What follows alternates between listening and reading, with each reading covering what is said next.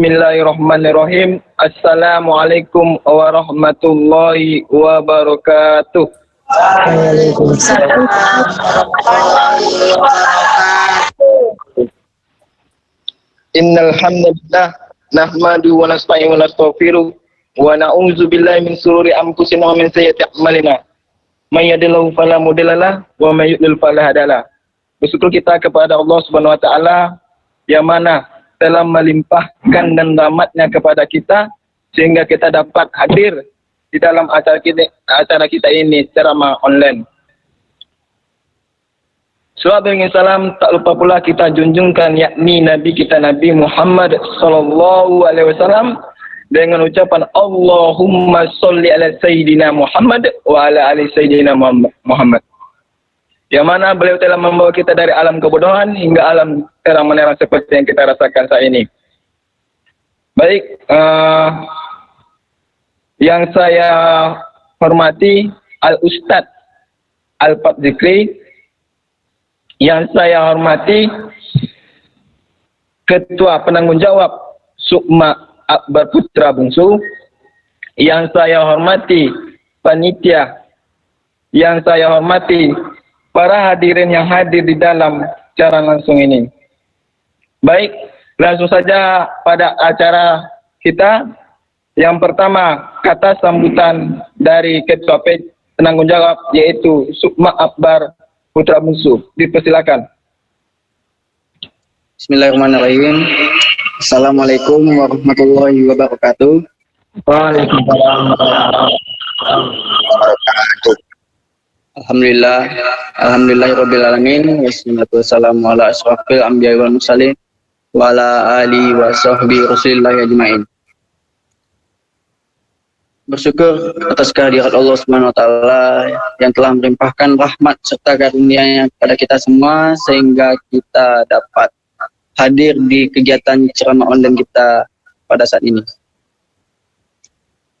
Salawat beserta salam tak lupa pula kita hadiahkan buat junjungan alam yakni Nabi besar kita Muhammad sallallahu alaihi wasallam dengan ucapan Allahumma sholli ala sayyidina Muhammad wa ala ali sayyidina Muhammad. Yang saya hormati Ustadz Arfat Zikri, mohon maaf, dan saya hormati panitia dari kegiatan moderasi beragama, dan serta saya hormati para hadirin yang meluangkan waktunya untuk mengikuti kegiatan ini. Di sini saya menyampaikan beberapa hal yang akan kita lakukan pada saat ini, yang mana pada kegiatan ini kita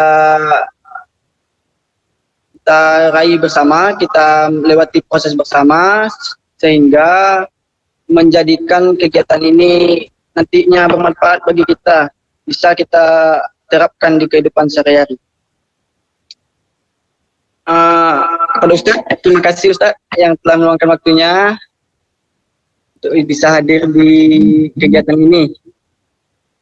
Dan untuk teman-teman yang telah hadir, kita minta supportnya semuanya untuk kegiatan ini, kita doakan supaya lancar dari awal hingga akhir nanti.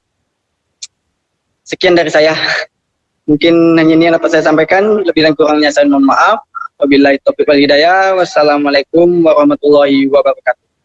Waalaikumsalam warahmatullahi wabarakatuh. Baik, terima kasih kepada Ketua Penanggung Jawab yang telah menyampaikan kata sambutannya. Langsung saja acara selanjutnya pembacaan ayat suci Al-Quran beserta artinya, yaitu saudari kita Siti Aminah dan Selly Nur Sapitri. Persilakan. A'udzu billahi minasy syaithanir rajim. Bismillahirrahmanirrahim.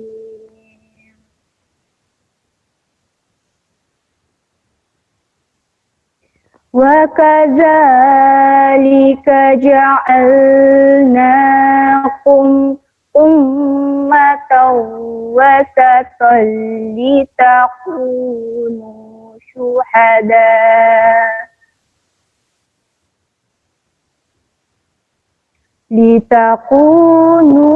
شهداء على الناس ويكون الرسول عليكم شاهدا وما جعلنا القبلة التي كنت عليها إلا لنعلم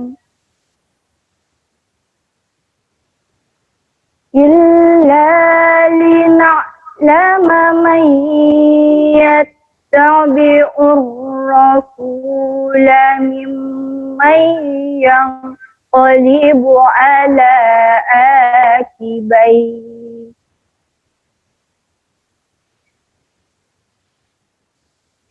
وإن كانت لكبيرة إلا على الذين هدى الله وما كان الله ليضيع إيمانكم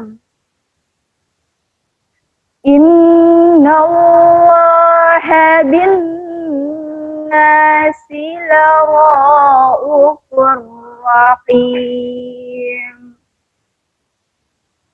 صدق الله العظيم. Dengan menyebut nama Allah yang Maha Pengasih lagi Maha Penyayang. Dan demikian pula kami telah menjadikan kamu umat Islam, umat pertengahan, agar kamu menjadi saksi atas perbuatan manusia dan agar Rasul Muhammad menjadi saksi atas perbuatan kamu.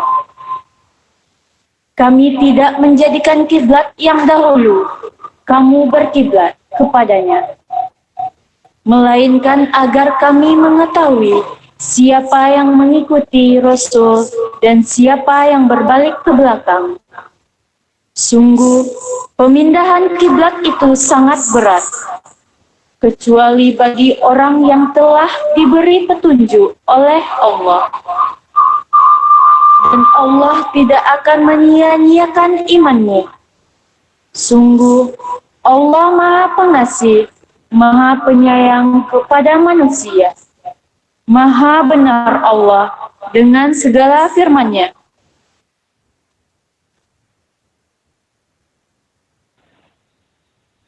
Baik, terima kasih Saudari Siti Ami dan Anseli Nusa Fitri.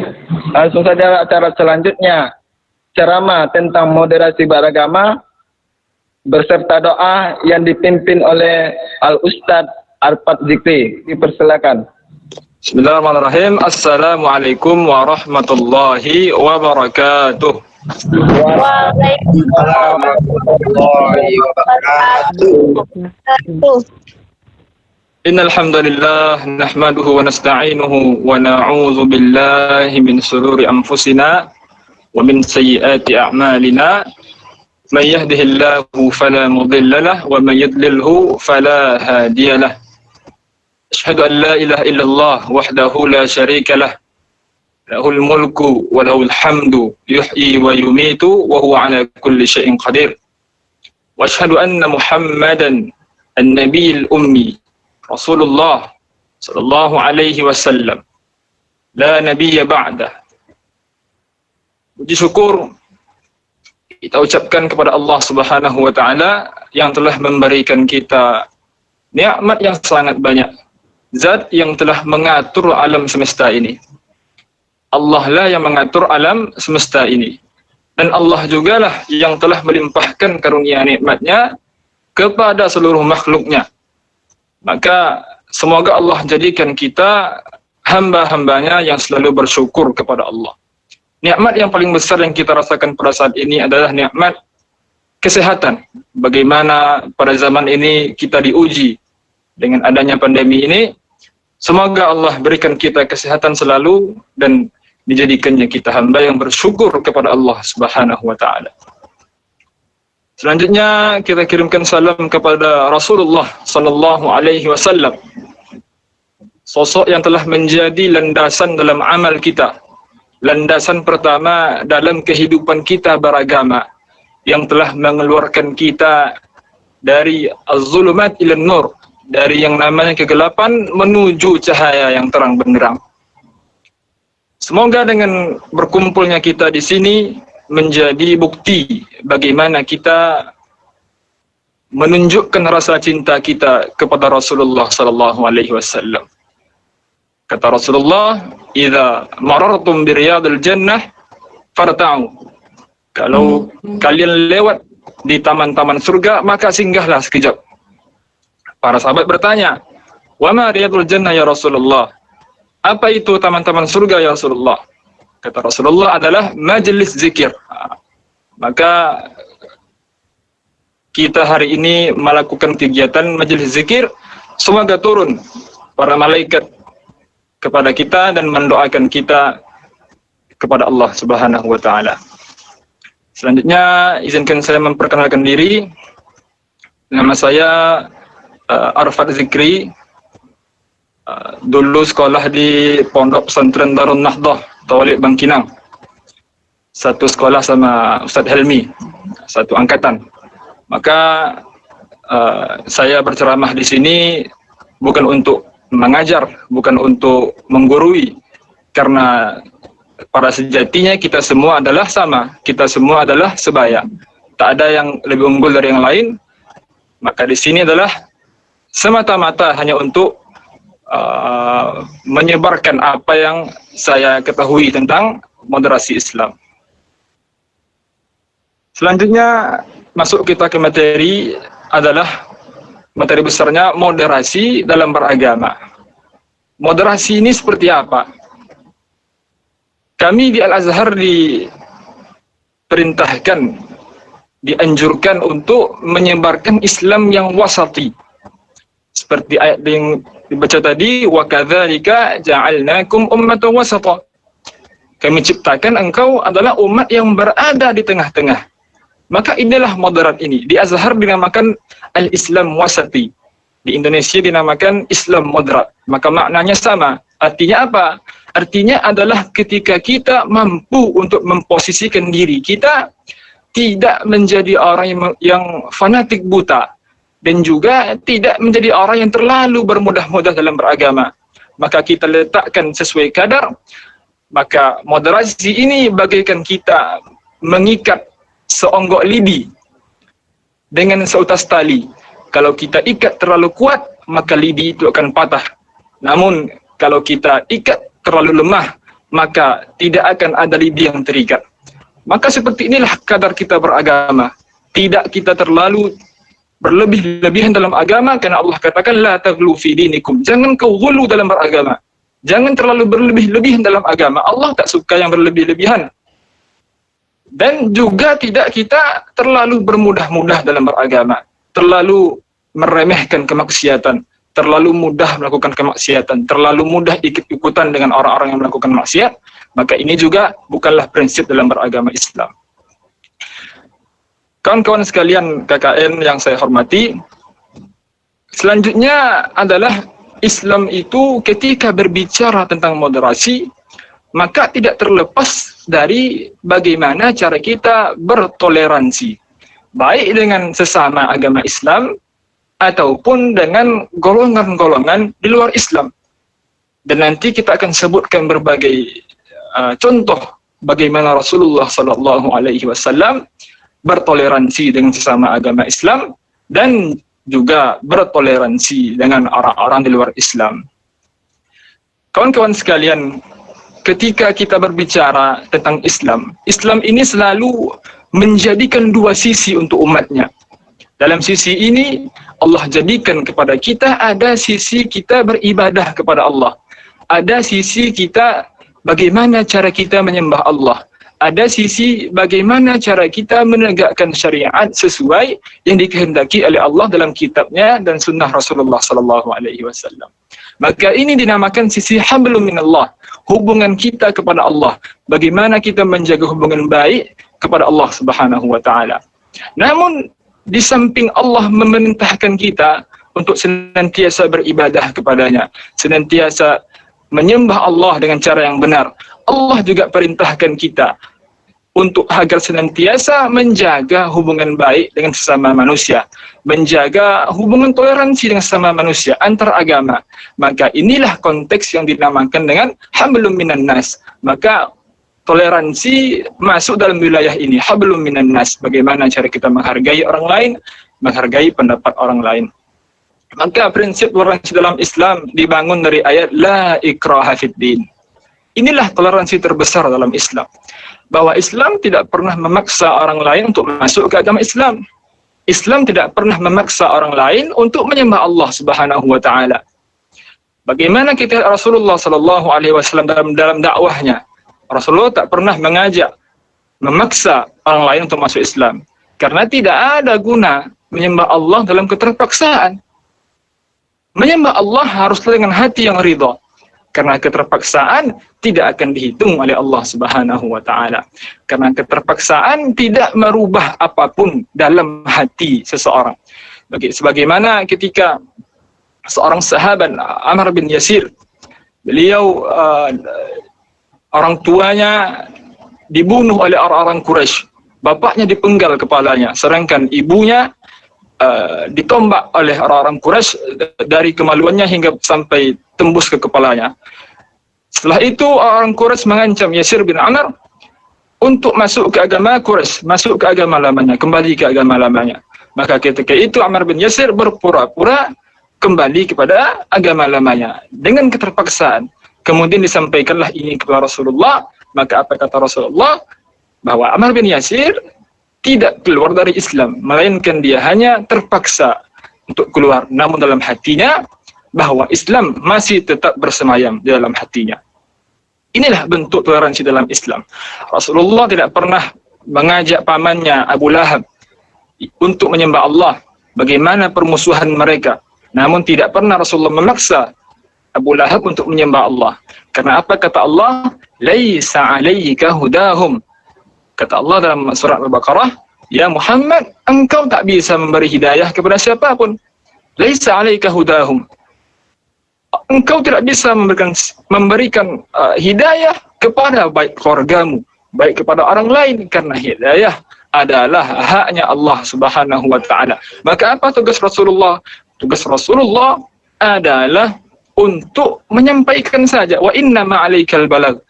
Tugas Rasulullah adalah menyampaikan risalah-risalah yang Allah kirimkan kepadanya. Adapun perkara hidayah, memberikan hidayah kepada hati seseorang, maka ini adalah hak prerogatifnya Allah Subhanahu wa taala. Ini bukan campur tangan manusia. Masalah hati bukan masalah manusia, tetapi masalah hati adalah masalah pencipta hati, yaitu Allah Subhanahu wa taala.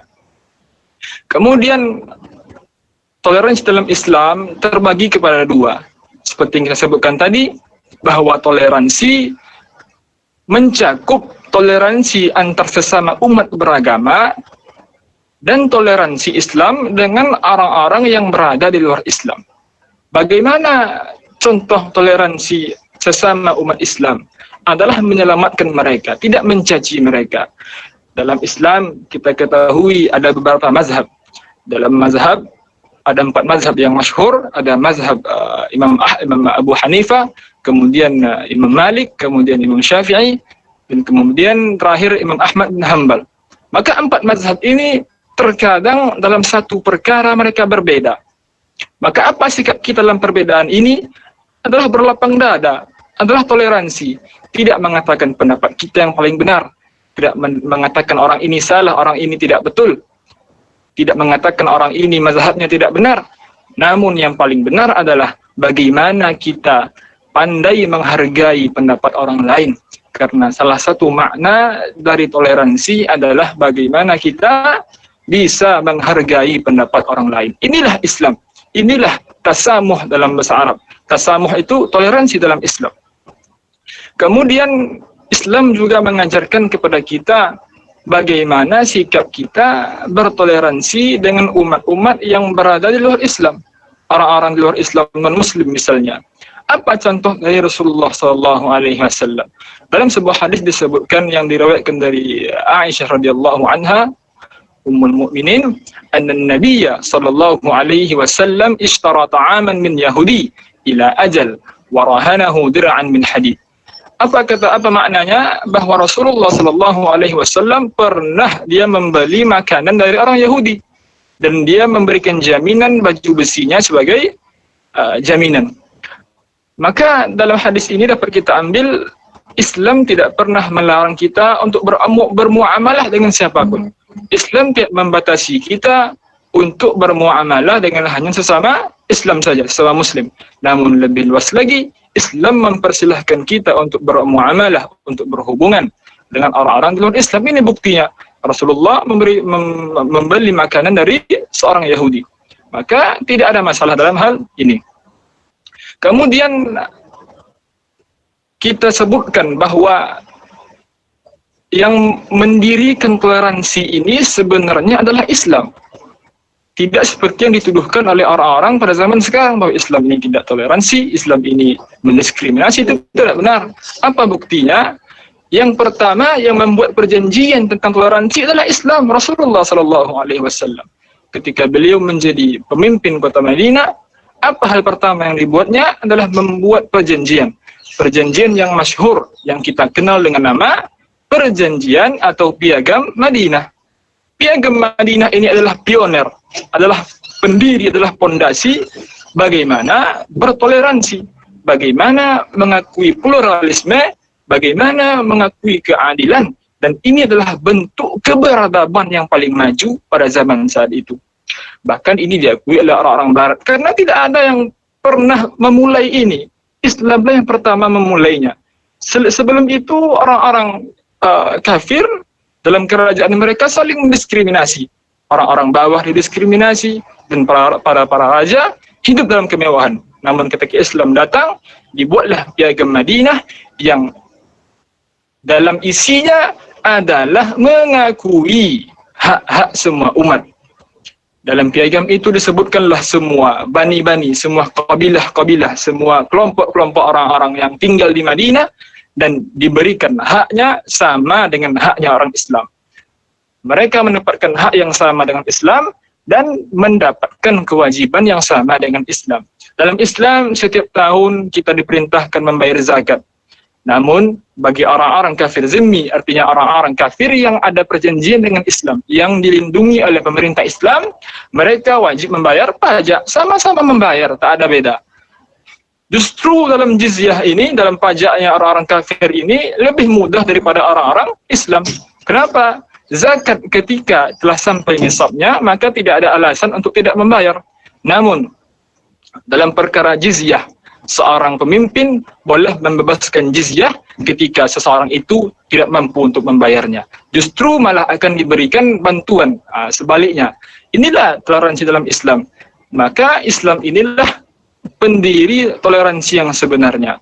Kemudian dalam piagam ini disebutkan bagaimana hak-haknya orang Yahudi. Semua orang-orang Yahudi sebelum Rasulullah hijrah ke Madinah, sebelum Islamnya orang-orang Ansar, orang-orang Yahudi telah lebih dulu tinggal di Madinah. Maka tidak ada dibedakan antara hak-haknya orang Yahudi dan orang-orang Muslim. Walaupun pada saat itu ketika Rasulullah memimpin, orang Islam menjadi mayoritas. Buktinya apa tadi? Tetangga Rasulullah saja adalah orang-orang Yahudi. Kalaulah Rasulullah tidak toleransi, pastilah diusir Yahudi ini dari kampungnya. Namun orang-orang Yahudi dibiarkan hidup di tempat tersebut. Mereka dibiarkan memiliki rumah-rumah mereka, mereka memiliki pasar sendiri, orang Islam punya pasar sendiri, mereka dapat bertani di Madinah, membuat kebun kurma, dan orang Islam pun juga demikian. Tidak ada perbedaan yang diberikan oleh Rasulullah, baik kepada Muslim ataupun kepada orang-orang di luar Islam. Maka inilah bukti bahwa Islam ini adalah umat yang sangat toleransi. Dalam sebuah hadis dalam riwayat Imam Bukhari, ketika Rasulullah sallallahu alaihi wasallam sedang duduk bersama sahabatnya. Kemudian tak lama setelah itu lewatlah iring-iringan jenazah di depan Rasulullah sallallahu alaihi wasallam. Kemudian setelah itu Rasulullah berdiri dia.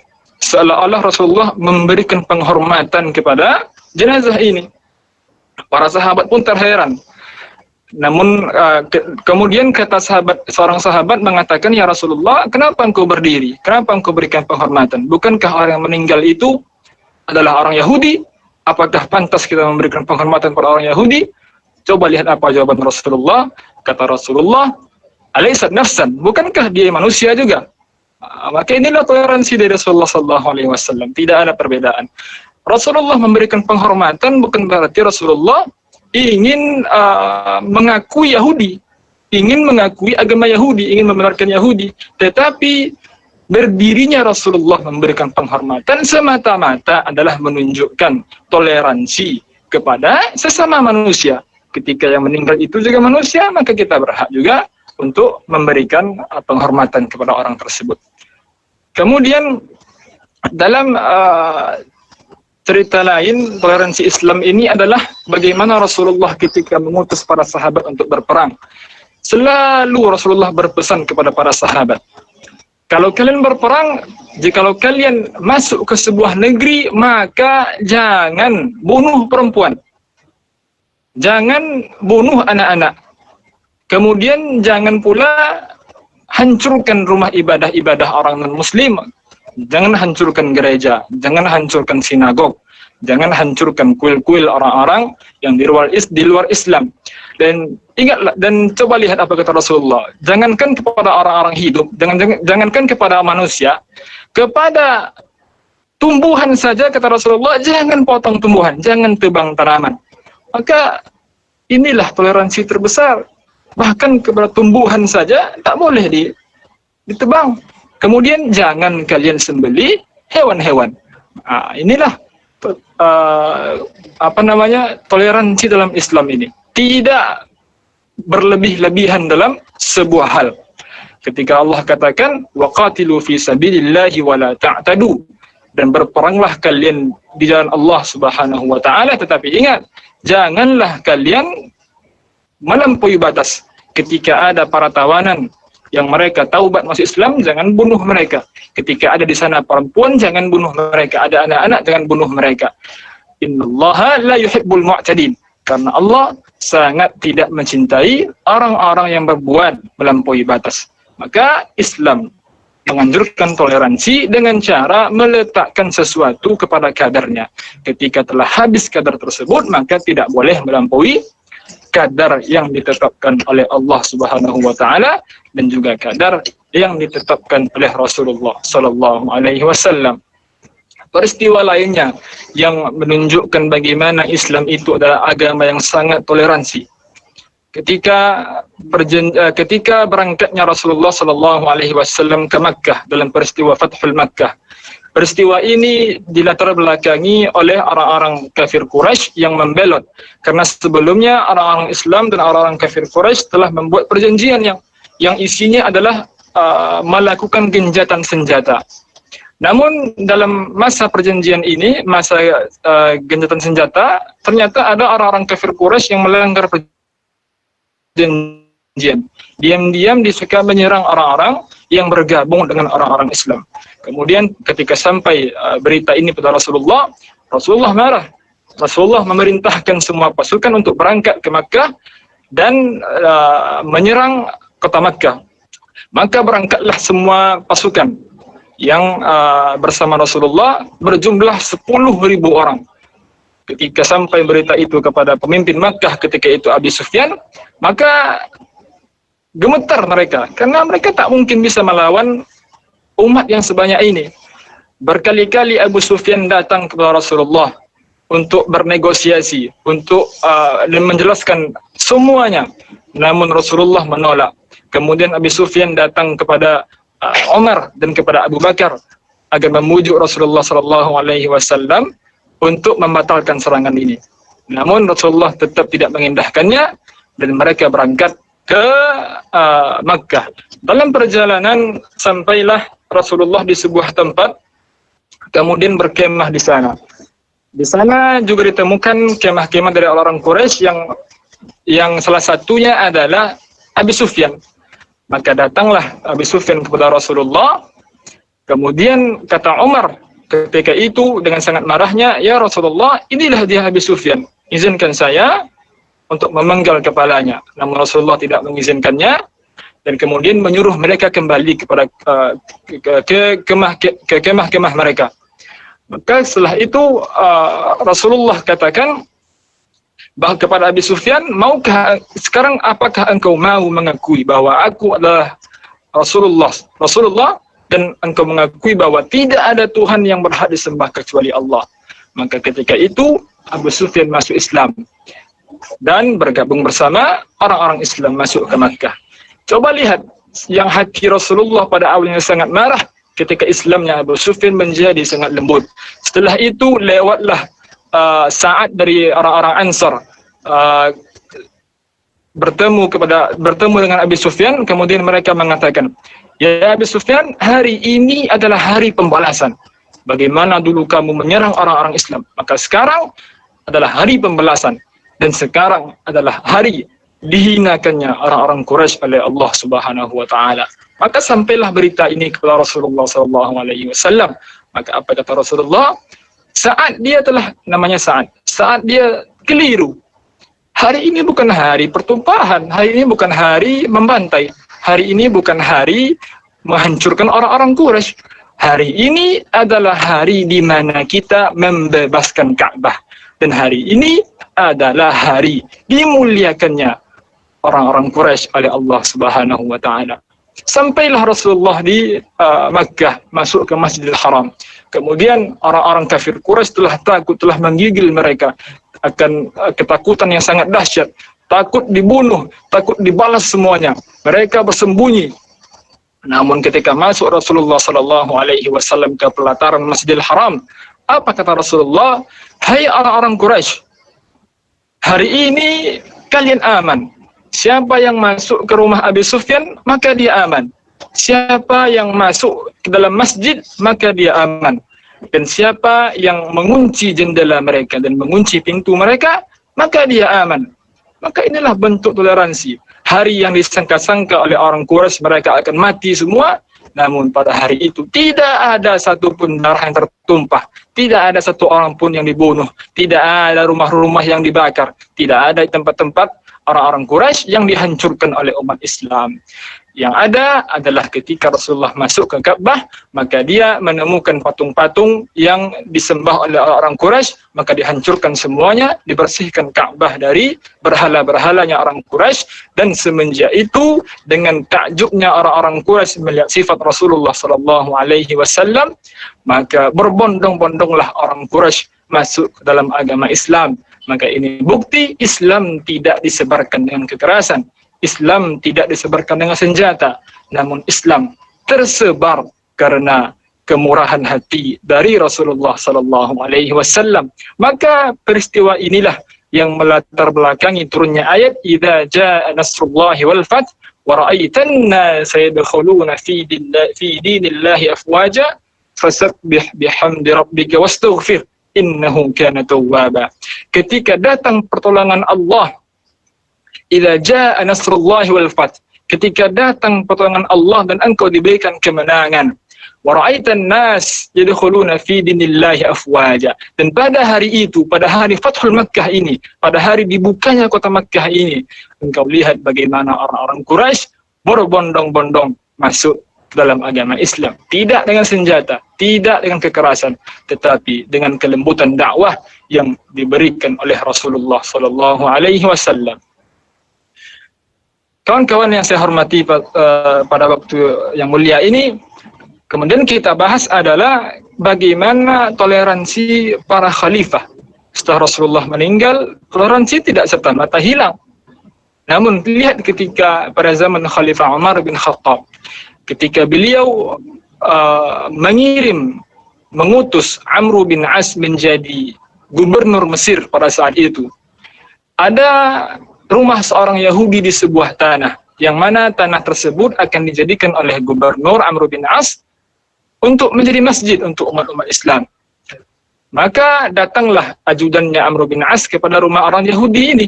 Kata ajudannya, di tempat ini akan dibangun oleh gubernur masjid. Orang Yahudi pun menolak, saya tidak mau menjualnya. Ini rumah saya tidak mau menjual. Kemudian 3 kali sampai datang orang-orang ajudan Amr bin As datang ke rumah orang Yahudi ini. Namun orang Yahudi ini tetap juga bersikukuh tidak mau menjual rumahnya. Kali keempat, dirobohkanlah paksa rumah orang Yahudi ini. Dirobohkan paksa, menangis Yahudi ini. Kemudian berpikirlah orang Yahudi ini, Amr bin As ini kan cuma gubernur, otomatis ada yang lebih tinggi dari dia. Siapa yang lebih tinggi? Yaitu khalifah. Maka berinisiasilah orang Yahudi ini untuk berangkat ke Madinah. Berangkat ke Madinah berbulan-bulan lamanya, menyeberangi Laut Merah. Kemudian ketika sampai di kota Madinah, ditemukanlah seseorang yang sedang tertidur di bawah pelepah kurma. Maka datanglah orang Yahudi ini menanyakan, mana Umar? Mana khalifah? Katanya. Kata orang yang tidur di bawah pelepah kurma ini, Umar, dia tidak ada, maksudnya Umar sedang ada di hadapanmu. Maka terkejutlah, bagaimana orang khalifah tertidur di bawah pelepah kurma. Bagaimana mereka menyangka bahwa Umar ini adalah orang yang sangat besar, orang yang sangat tinggi, sangat besar istananya. Namun terkejutnya, kemudian dilaporkanlah semua kejadian ini, dan kemudian datanglah kembali Yahudi ini ke Mesir dan menyampaikan pesan dari Umar, dan gemetarlah Amr bin As kemudian mendirikan kembali rumah orang Yahudi ini. Maka inilah bukti toleransi Umar kepada orang-orang yang bahkan di luar agamanya. Mungkin hanya ini yang dapat saya sampaikan pada kesempatan kali ini, karena waktu yang sangat terbatas. InsyaAllah pada pertemuan selanjutnya, kalau ada kesempatan kita akan sambung bagaimana toleransi Islam. Maka Islam inilah agama yang sangat toleransi. Maka tidak benar ketika ada tuduhan-tuduhan yang mengatakan Islam adalah agama yang intoleran. Baiklah, selanjutnya kita berdoa pada Allah Subhanahu wa taala dan menadahkan tangan kepada Allah Subhanahu wa taala. Alhamdulillahirabbil alamin, wassalatu wassalamu ala sayyidina maulana Muhammad wa ala alihi wa sahbihi ajma'in. Alhamdulillahirabbil alamin, wassalatu wassalamu ala asyrafil anbiya'i wal mursalin. اللهم اغفر لنا ذنوبنا ولوالدينا وارحمهما كما ربيانا صغيرا ولجميع المسلمين والمسلمات والمؤمنين والمؤمنات الأحياء منهم والأموات إنك سميع قريب مجيب دعوات. اللهم إنا نسألك سلامة في الدين وعافية في الجسد وزيادة في العلم وبركة في الرزق وتوبة قبل الموت ورحمة عند الموت ومغفرة بعد الموت. ربنا أرنا الحق حقا وارزقنا اتباعه وأرنا الباطل باطلا وارزقنا اجتنابه. اللهم اجعلنا من أولاد الحافظين. اللهم اجعل شعبنا إندونيسيا شعبا آمنين. يا الله يا ربنا اغفر ذنوبنا فاغفر لنا ذنوبنا أنت مولانا فانصرنا على القوم الكافرين. Mungkin hanya ini yang dapat saya sampaikan pada kesempatan kali ini. Saya mohon maaf atas kesalahan, dan insya Allah kita bertemu di lain waktu. Selebihnya kembali saya serahkan kepada moderator acara. Wassalamualaikum warahmatullahi wabarakatuh.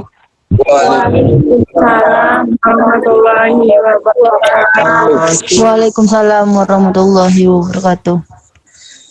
Terima kasih kepada Al-Ustadz yang telah memberi tausiah kepada kami yang sangat bermanfaat sekali. Semoga dapat dilakukan dalam keadaan sehari-hari. Amin amin ya rabbal alamin. Saya pembawa acara Helmi Saputra.